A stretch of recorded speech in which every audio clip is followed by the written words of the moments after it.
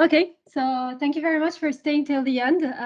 We hope that you have enjoyed this workshop. I'm really glad that we had a really useful exchange.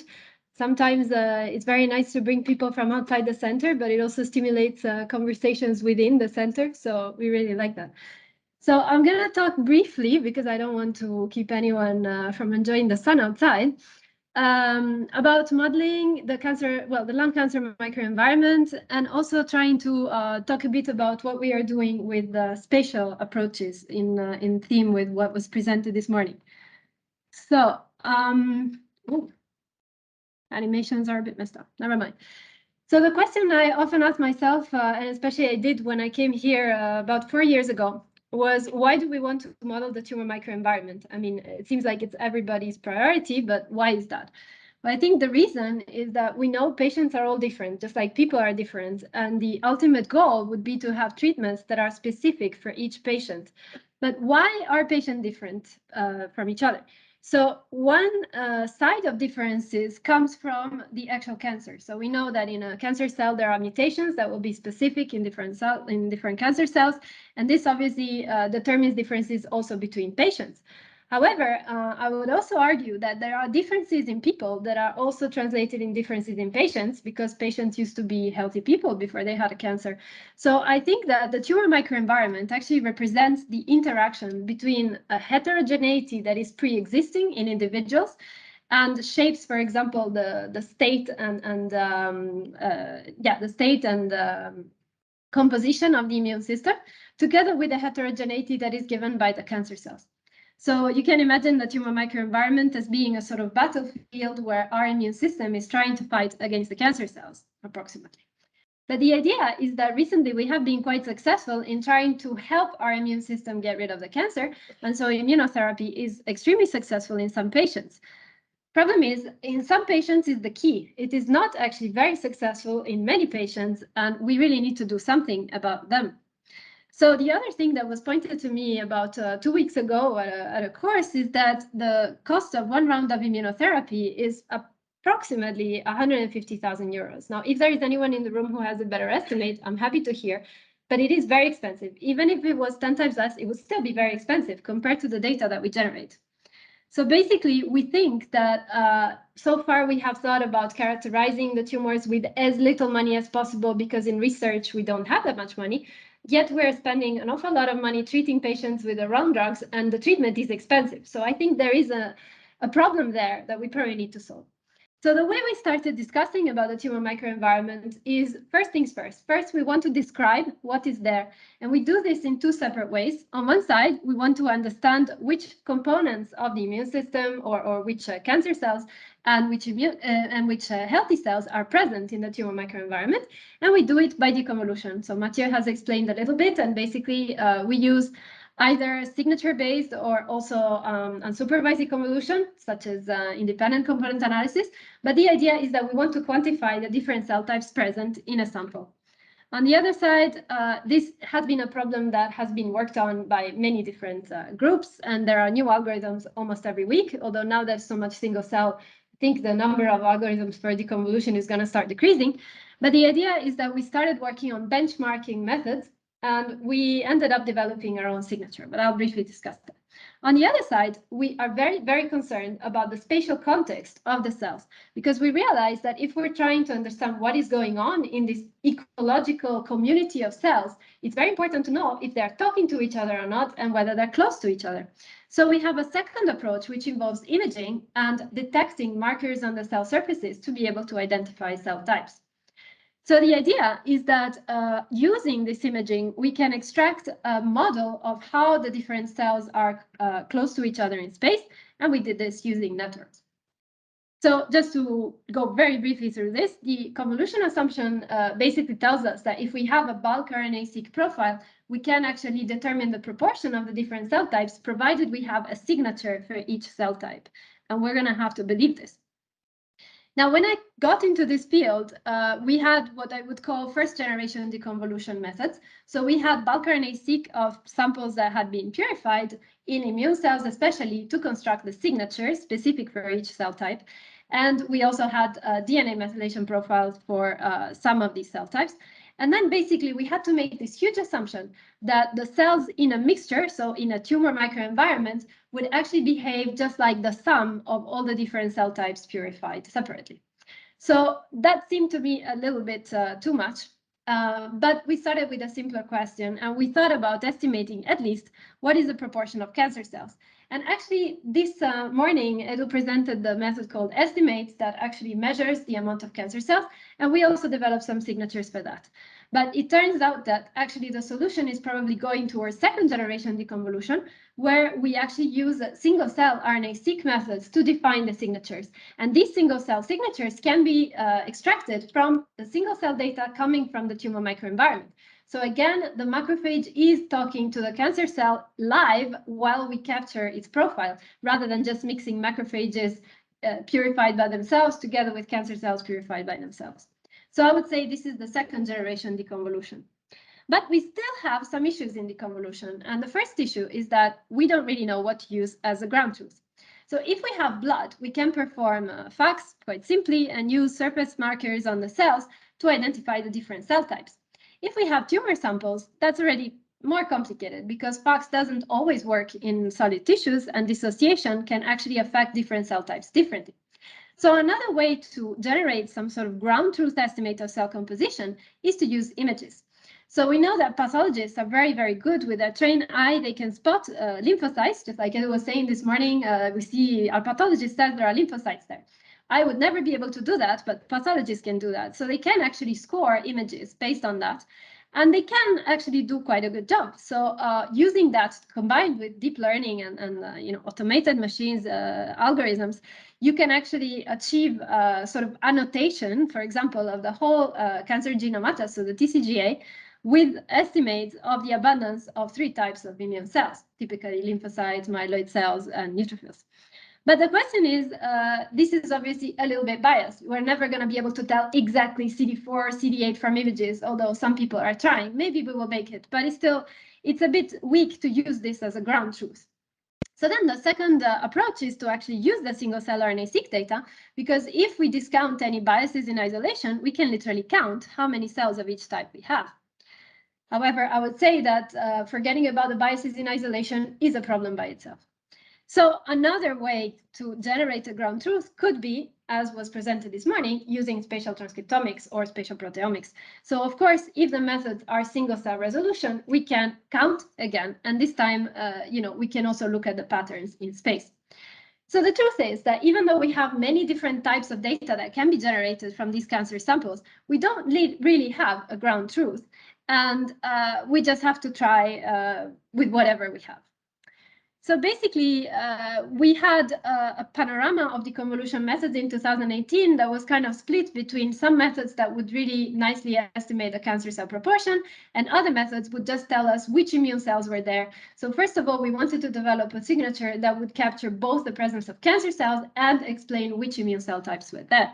So this is where we started at the time. We did deconvolution, and we actually used some data from the Blueprint project. That was a big project defining the immune cells reference epigenome. So we had methylation data, RNA-seq, and other data sets for 17 different immune cell types. Plus, we used the cancer genome atlas to generate the cancer data. So basically, as I said, deconvolution works by having a gene list and some values that constitute a fingerprint of a cell type. And we benchmarked our methods against FACS, in the case of blood, against image-based estimations in the case of TCGA, and also against some single-cell RNA-seq data. So the thing is that when we wanted to do this, the most traditional approach to do deconvolution for cancer was using gene expression. But if we look at the literature looking at blood deconvolution, so deconvolution of blood types, for example, changes with age, there were actually some methods that use DNA methylation. And there is a reason for this. It is mostly that gene expression is a very noisy phenotype. So gene expression can change depending on what is happening there and then to the cell. Whether some other cell is passing by will change the expression profile, whereas methylation, we think, is a more stable marker that will basically represent cell identity in a more faithful way. So we thought that probably deconvolution based on methylation could also be very useful. And then at the same time, we thought, okay, but why choose one or the other? We should probably combine them. So in some cases, for example, in TCGA, we actually have RNA-seq and DNA methylation from the same samples. And so we actually tried combining them. But unfortunately, relating the results of deconvolution, so the signatures based on gene expression and methylation, was not that easy. So this is basically where my knowledge on chromatin 3D structure, which was my previous field of interest, has actually come in quite handy. So this is just the first time we show a 3D chromatin structure in this audience. So I just wanted to very briefly mention that DNA is very, very tightly packed inside the nucleus with many levels of packing, let's say. There are some structures in this 3D structure, and we've had an incredible number of data sets that in the last few years, let's say 10 years, have actually depicted the organization of chromatin inside the nucleus. And this still hasn't really helped us understand how gene expression is related to methylation. Sorry for the animation. So this is actually what I had been working on before, and one of the approaches involves thinking of the genome not as a line, but as a network. This is because, in fact, the genome is a line, but twisted and turned inside the nucleus on itself with a lot of loops. And so, in fact, looking at it as a line is quite misleading. So we started looking at it as a network.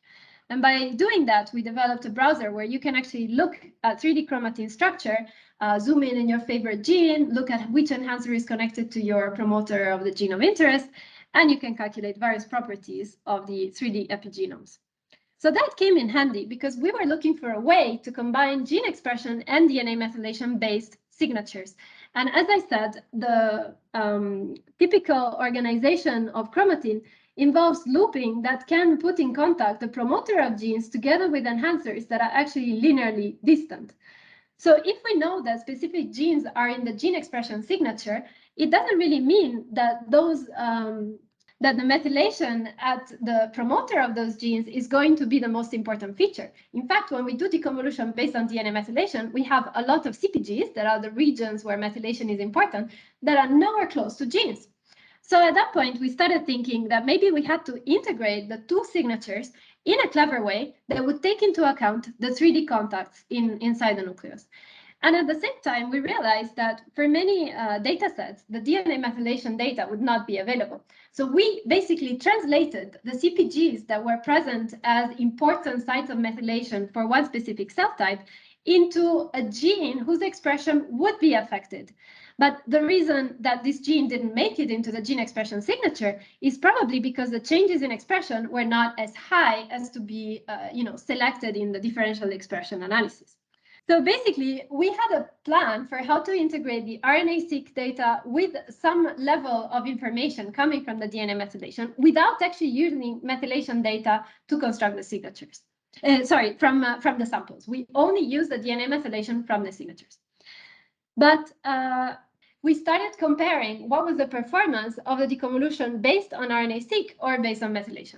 And when I say comparing the performance, we actually took many, many algorithms that were available and many signatures, because there is a combination of method plus signature that will give you a specific result. So here you see in TCGA, based on H&E images, there's a paper that basically estimated the proportion of lymphocytes, macrophages, and neutrophils. And you see here the variability. This is a correlation between the estimated proportion of cell types for all the different cancer types of TCGA. And on the horizontal axis, you see all the combinations of methods plus signature. And this is a correlation for all the data, for all the cell types, right? So if you do it with DNA methylation, you have exactly, less cancer cell types for which it's possible, but you see that sometimes this type of deconvolution actually works better for DNA methylation. So we had a plan for potentially integrating, the DNA methylation information into these new gene expression deconvolution signatures. But then we started wondering, if we don't have a real ground truth, how are we going to know which method and which signature or combination thereof is better than another one?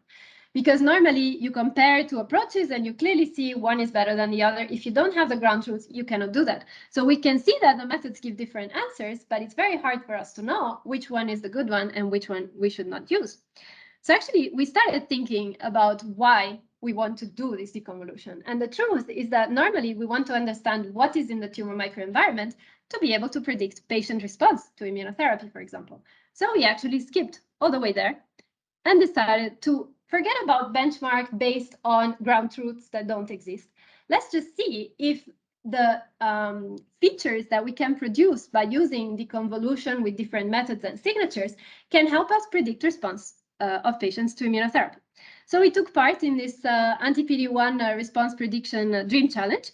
And for those who were in my team at the time, it was a pretty stressful experience because it was all very fast and we had to do a lot of things in a very specific way and package our code in Docker and send it to them. And we never even saw the lung cancer dataset on which it was running. So that was a little bit disappointing. But basically, in this challenge specifically, they didn't even give us any data to train our algorithm. So we also had to come up with ways to learn how to make this prediction. And since this data is very difficult to get, hospitals are not very eager to send the response data all over. So we actually started looking for data sets in the literature, and we used the ones that Mathieu has just presented. So we found 3 data sets that had bulk RNA-seq and response of patients to anti-PD-1. They happened to be in melanoma, and we were trying to predict in lung cancer. But as a data scientist and bioinformatician, I can live with that. So basically, we designed a machine learning approach. It's basically based on elastic net regression, but we tried many different algorithms. And basically, we just wanted to see if we train on 2 of the data sets, could we predict the 3rd one? Because we knew that the data on which our code was going to be running was going to be very different from the one we were training on. So we did not win the challenge, but we learned quite a lot. We learned that actually some of our deconvolution signatures, which you see there called as BP, RNA, CAN, plus various variation of that, were actually not doing too bad in predicting the response of these patients to this anti-PD-1 treatment. And we were actually more interested in seeing what were the features that were important, because remember that we did this to understand the tumor microenvironment, not simply to make a prediction that would be completely impenetrable. So the idea is that once we had these models, we could estimate what are the cell types that are really, really important to identify to be able to identify progressors from responders. And actually, we found that our own signature for macrophages M2 was the most predictive feature in this model of response to anti-PD-1. Now, it's interesting that we call this feature M2 because we built the signature with purified M2 samples. But if you ask me, since we have no real estimates of what is the M2 proportion in these samples, I cannot tell you if this signature is really capturing M2. What I can tell you is that this type of cell that is captured by this signature is predictive. And I think that is a very important statement. However, let's assume that we can actually predict which cell types are important. I said at the beginning that I'm interested in the spatial context. So if we go back to our initial schema, now I'm going to tell you about Tisserand, which is a tool that my postdoc, ex-postdoc, Alexis Coulon, developed to basically extract networks of cells from spatial-omics data. So we can apply it to multiplex immunofluorescence, Codex, which is now called Phenocycler, SecFish, MIBITOP, any type of multi-omics or proteomics or transcriptomics data set that is available to describe your tumor, we can take it, and by looking at where the cells are, so first we segment the cells, we look at where each cell is, and then we construct a network that captures the neighborhood relationships between these cells. Now, this package called Tisserand is written in Python. It's quite efficient because you will soon find out that these biological images, whole slide images, are huge. So if you have a not very efficient method, you can spend forever trying to analyze them. But the idea is that once we extract the network, this is just the beginning. We want to get to a statistical estimate of the spatial patterns inside the tumor microenvironment. So this is the first step to have a compressed description of the topology of the tumor microenvironment. And basically, one natural question would be, why do you want to use networks to describe this? We saw today recurring topics of the cell, its neighbors, we make circles, we look at the distance. I think that networks are very useful for many reasons. One is that there are a lot of analogies that can be made, and a lot of tools have been developed for network theory that we can just take and apply. In fact, this method was applied from what I used to analyze chromatin structure just 5 years ago. The other thing is that networks are very good at giving you statistical measurements over the whole sample. So it's one thing to say if you have a specific node, is it connected to another specific node? Well, that is interesting, but what we are more interested in is, are T cells connected to cancer cells? And that's a very general question that you can only capture at the statistical level in an image. At the same time, we wanted to reuse tools that had already been developed, and so this is why we use networks to do this. So just to give you a little bit of explanation about our MOSNA package, which is a multi-omics spatial network analysis library that Alexis has been working on. Once we have these networks of cells, we actually calculate if cells that are of a specific type tend to make clusters or not. So this is called assortativity, and it's a very common type of analysis that you can make on a network. And basically, you can spot either whether specific cells cluster with each other. So for example, if there's an exclusion of T cells from the cancer, you will see cancer cells going together, T cells going together.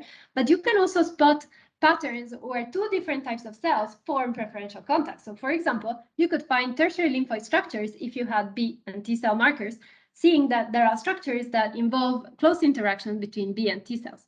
So I'm cutting a bit of details because, of course, you had to normalize, randomize, and estimate the statistical significance of this.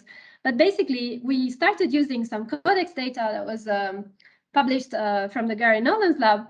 And basically, we saw that using some of these spatial features, we could distinguish between different classes of patients, including responders and non-responders. And importantly, we could use these features combined with more information coming, for example, from RNA-seq. So this is just the beginning. What we have also done is on another data set, we have actually checked whether any of these spatial clustering features can predict the responders and non-responders to anti-PD-1. And indeed, it works quite well. Now, there's more to this story, but we are still working on this part. And basically, once we have this network, we can identify the neighborhoods of the nodes and actually associate to each cell a vector that defines its neighborhood, including all of its neighbors at first degree or second degree. So we can really capture a niche related to each cell. And then we can basically cluster each cell based on its niche over the whole sample. And doing this across patients allows us to see even more patterns that we can detect in the different cancer samples. But this will come soon. So one application, for example, in collaboration with Pierre Cordelier and Yannick Selve here at the IUCT, was in a data set where we had pancreatic cancer images. So we have run multiplex immunofluorescence and currently also imaging mass cytometry. We basically have run this analysis. So we start with the image, we identify the cells, we associate each cell with the cell type, which is actually based on a marker. So you don't even need to define cell types. You can work directly with markers, but it becomes a bit complex because the combination of the different markers is complicated to comprehend if you don't use cell types. And then we basically look at the patterns of preferential interaction between the cell types. And what I want to show here, if you just have a look at this plot on the left, if you see the part that is shaded, this would be the level with which we can predict relapse in these patients just based on the abundance of the cell types. And you see there are many different columns, layer 1, 2, 3, 4, 5. In fact, those are different subsections of the sample. So we have the tumor layer, the adjacent layer, lymph node.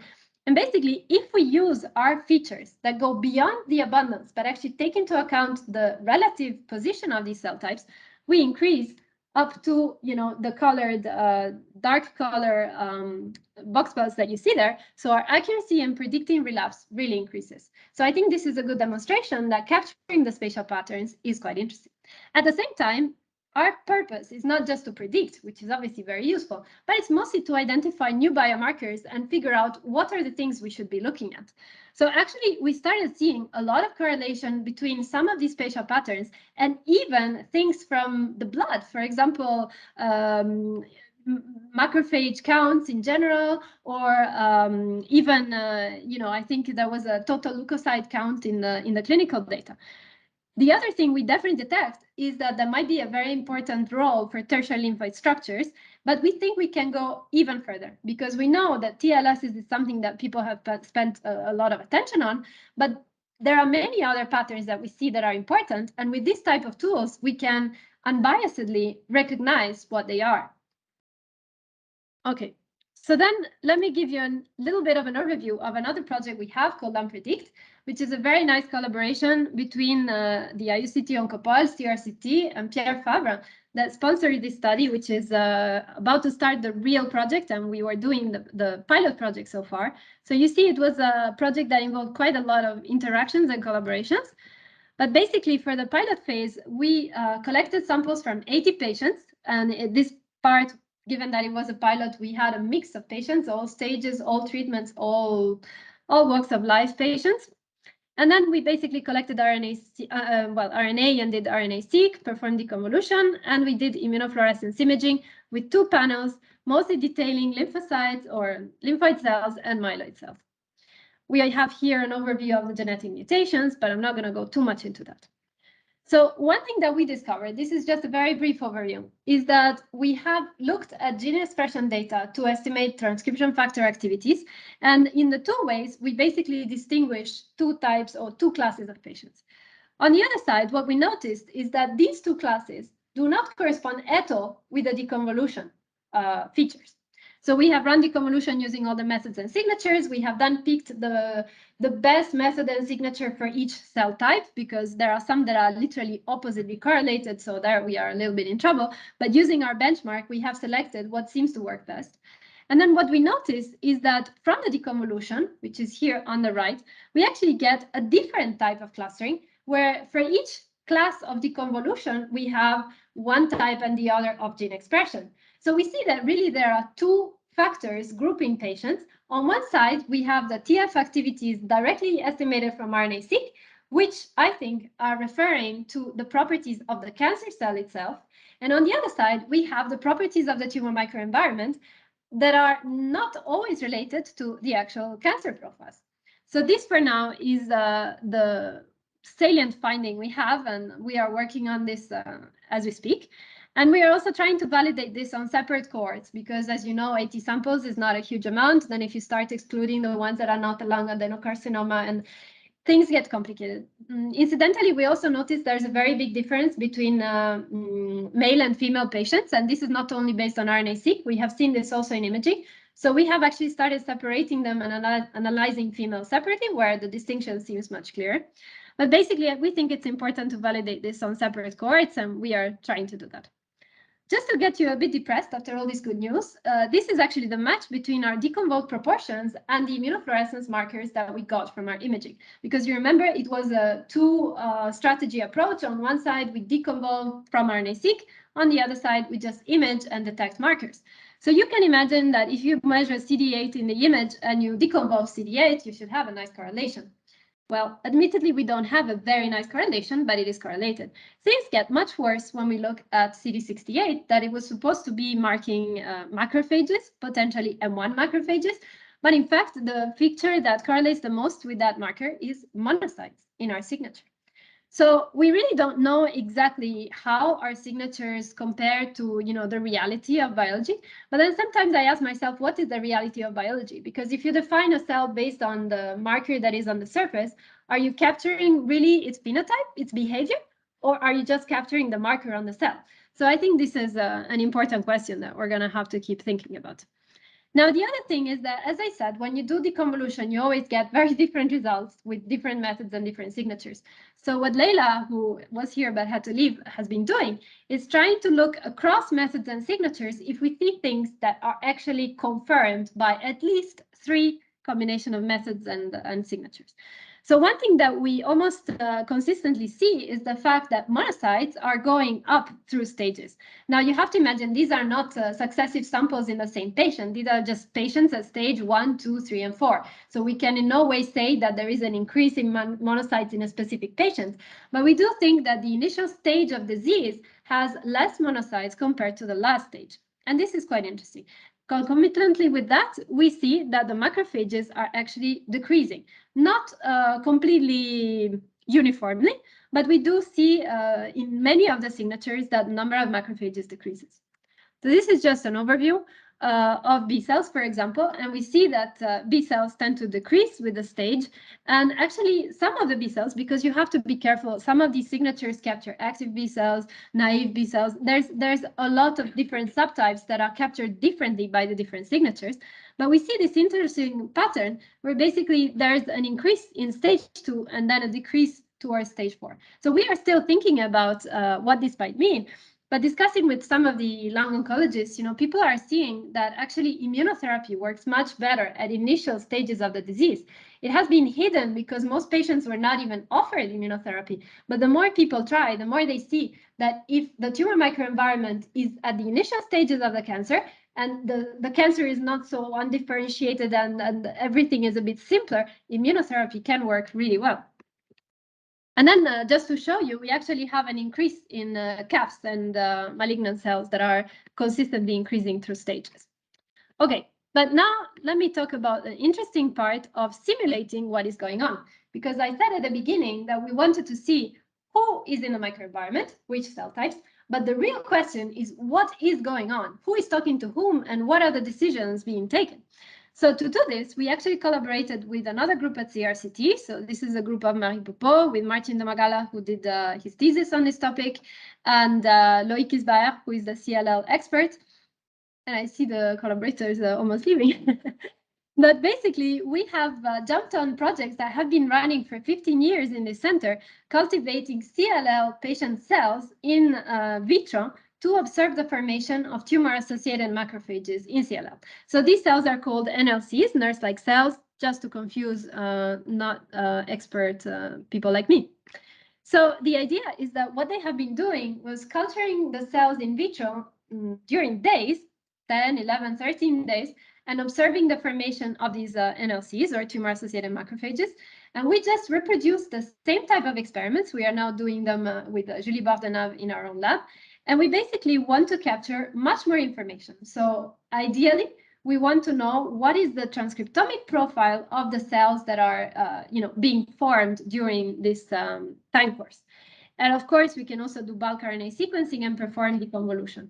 So this is just on the right a schematic of the fact that monocytes normally will differentiate into macrophages. And we think that the M1 and M2 polarization states that are very often talked about are basically somehow different from the tumor-associated macrophages that we have in CLL.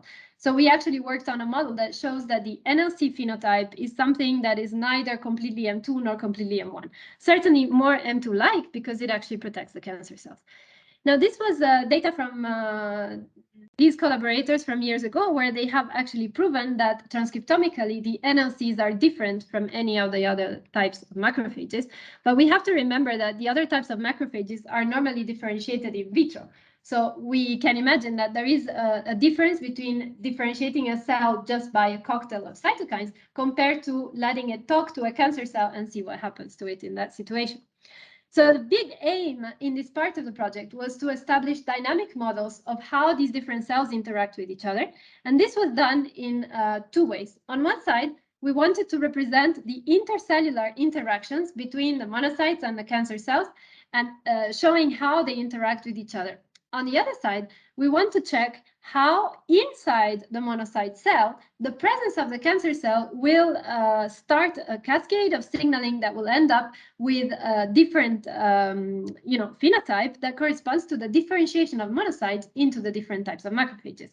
So what is on the left here, very much theoretical. On the right, I can show you that we are getting there. So we have started doing the cultures, and in the wet lab, we are now doing these cultures quite regularly.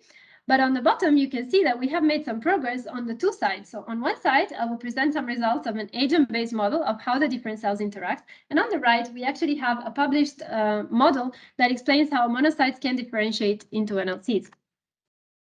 So starting with the agent-based model, this is the work by Nina Frustrated that is currently in revision, and hopefully you will see it out soon.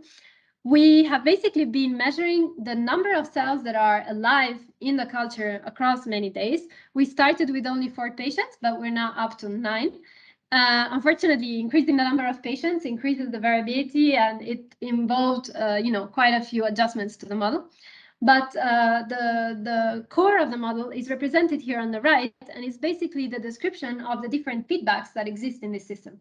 So to make it very, very simple, the monocyte will differentiate if a cancer cell is there. And once the cancer cell has made the monocyte turn into into macrophages, these macrophages will send some signals to the cancer cells that basically prevent its apoptotic pathway to be activated. So the cancer cells are protected by the macrophages. One thing we noticed when we started doing the model is that actually there is one very, very important fact. It's the fact that macrophages normally eat the dead cells. So in fact, there's an entire interplay between how many cells are in the culture, how many are alive, and our model captures all of these things, despite some limitations in the data that essentially only tell us, how many live cells there are. But basically, this was a simulation that we made, and we would like to integrate this with the Boolean model of NLC formation. So this is work by Malvina Marcu. It is now published, and basically we have worked on a model that already existed that explained how macrophages could shift polarization from M1 to M2.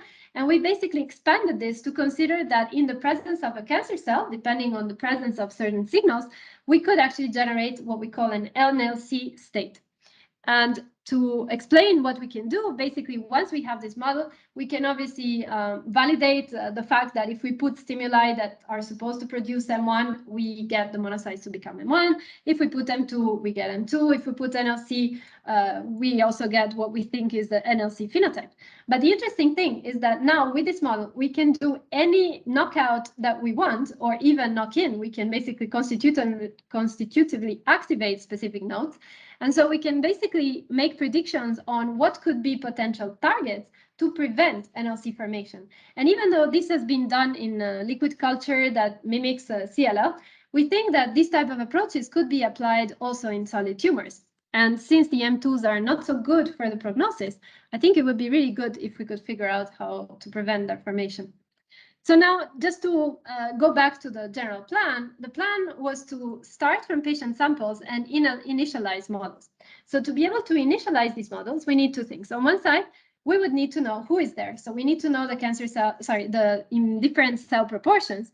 On the other side, if we are thinking about a tumor that is solid tissue, we actually need the spatial statistics that I described in the first part to be able to start the simulation in a way that is patient-specific and relevant biologically. If we mix the cells completely at random in in silico tissue, it's not going to be at all interesting. Now, the other thing is that the final part of the models would be to have models that are, internal regulatory models for each cell type. And this is where we're kind of stuck, but we think we can infer them from the data. So initially, what we have started doing is working on gene regulatory network inference from data. So there are many, many, many methods. And actually, Malvina Marcu, I haven't put the link, but she has just completed a review, extensive review of all the methods that exist to use time course data to infer gene regulatory networks. And what we wanted to do was take some data and actually try how these methods work and what type of results they give. So initially, we thought this problem was solved because people have been working on gene regulatory network inference for decades. But we found that actually there are still quite a lot of issues. So many of the new methods work also based on machine learning approaches. They are not very reproducible. If you run them twice, they give you two different answers. And also the patient variability is extreme, so that we run this experiment with 2 patients and we have virtually 0 overlap in the inferred network. So this is something we are still working on, but at least we have run now 4 patients with replicates and with quite a lot of care to basically do these 11 time courses. This is quite special. Normally 3 points is enough for a time course, but actually when you want to infer the networks, it's not so good.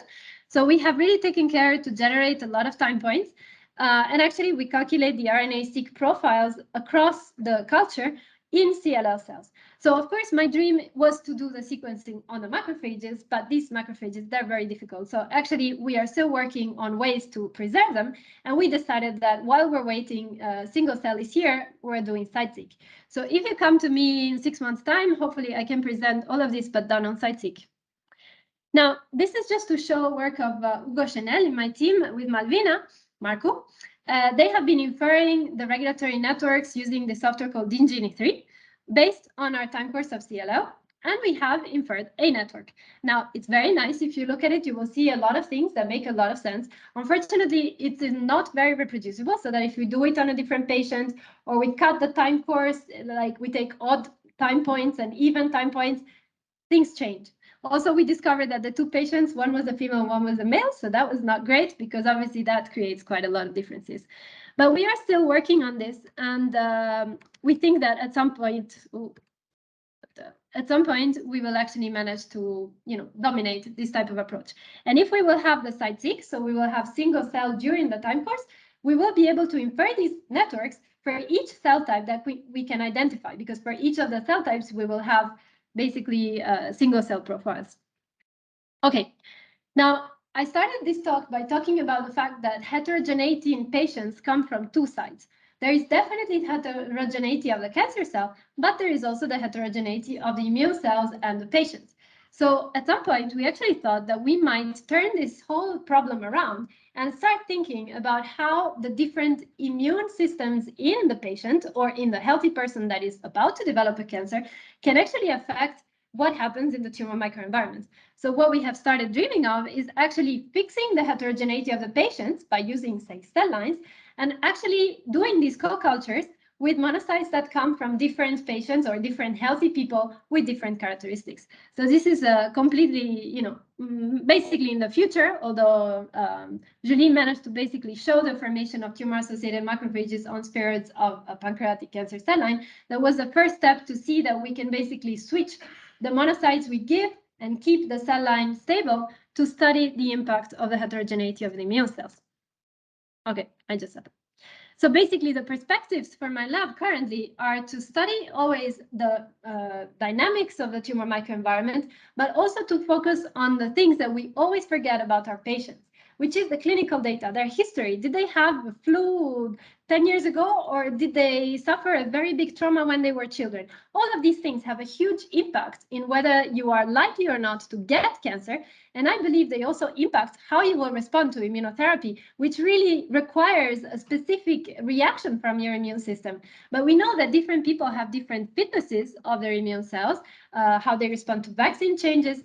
And I really think this is an important thing that we have to start thinking about if we want to really be predictive at a personalized level in the field of immunotherapy.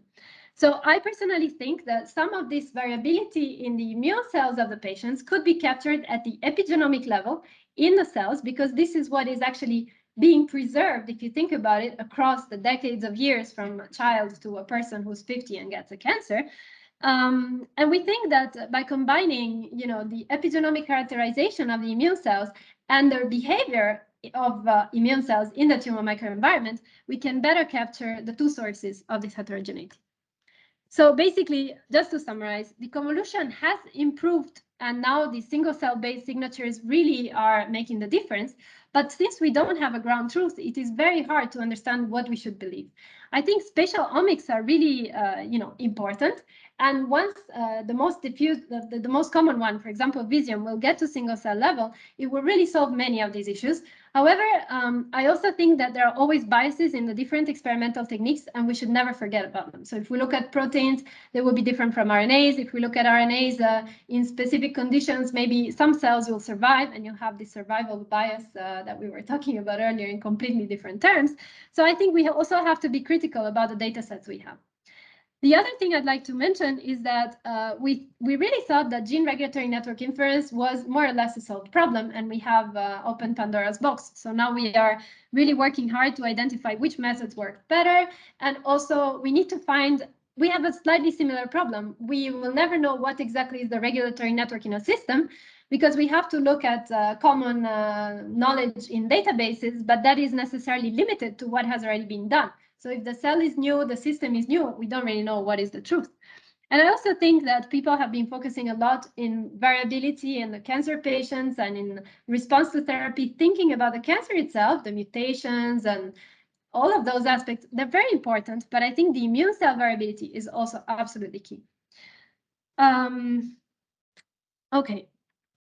So this is just an overview, just to explain, because I don't very often give talks to the whole center. But basically, we have 3 co-supervised students in my team. One is Mathieu, and you just saw his project on melanoma. I just wanted to mention that we also have a thesis co-supervised with Imam Martino in Corinne's team. And this is Jacobo Solórzano, who is working on translatomics characterization in pancreatic cancer.